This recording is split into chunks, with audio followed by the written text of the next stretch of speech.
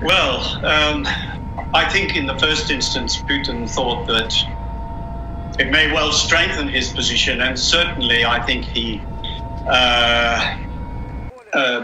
believes that, or I think believes so far, that he would be able to conduct a more or less lightning strike on Ukraine, that he was dealing with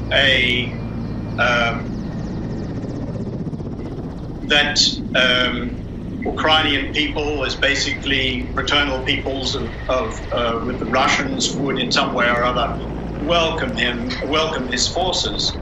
But to conduct a war that really he doesn't seem to have any real manifest popular support really is quite a risky undertaking. When Putin undertook in 2014, basically annexed the Crimea on the grounds that it was essentially a Russian ethnic region and historically belonged to Russia. In fact, that marked a real high point in Putin's popularity amongst the Russian citizenry. I can say that. In fact, I was actually in Russia at the time. But this time around, there seems to be more doubt on the ground.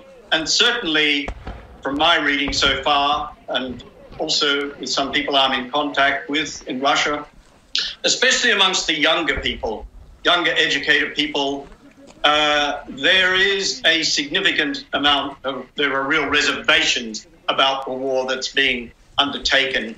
And I think that the fact that Putin has put in place laws, most recently a law that in fact can send you, that can sign a protester to 15 years imprisonment simply for demonstrating, even in the most mild form, even as an individual, against this war, signifies in fact this lack of support, I think, and uncertainty actually about public opinion and his ability to really prosecute this war without, in fact, creating civil unrest. First of all, I don't discount actually Russian concerns about NATO.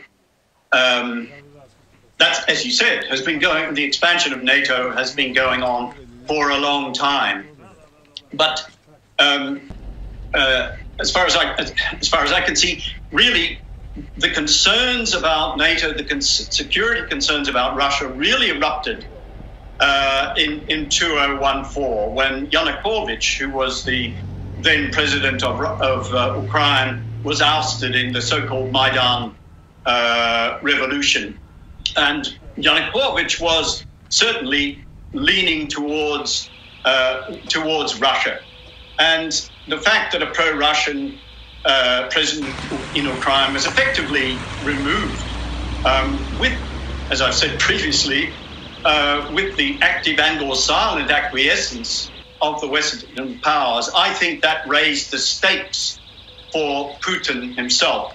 But already underway, I think it's pretty clear already before that, say, his second term starts in 2012, Putin was increasingly leaning towards the sense of the loss of Russia's standing in the world. I'm not one of those who thinks that, for example, Putin is intent on re-establishing the Soviet Union. Increasingly, and especially since 2014, he's looked through the prism of Russian civilization, the Russian Orthodox Church, the Russian people, and basically seeking to draw those peoples in under the umbrella, if not the direct rule of Russia itself. Yeah. And for that reason, for example, I've already mentioned Crimea back in 2014, but of course we've had this, or they've had this in the Donbass, this ongoing civil war, virtually, the Russian-speaking Lugansk, and Donetsk, regions, really in a military standoff with Kyiv in the west, and Putin actively supporting that movement, although fairly surreptitiously at times. I should say, though, in that regard, you have to be a little bit careful about overdrawing Putin's determination, initially at least, to undertake the sort of action that he's undertaken now. That is a full-scale intervention on the alleged grounds that what was being committed in the Donbass was a genocide. That doesn't hold any water.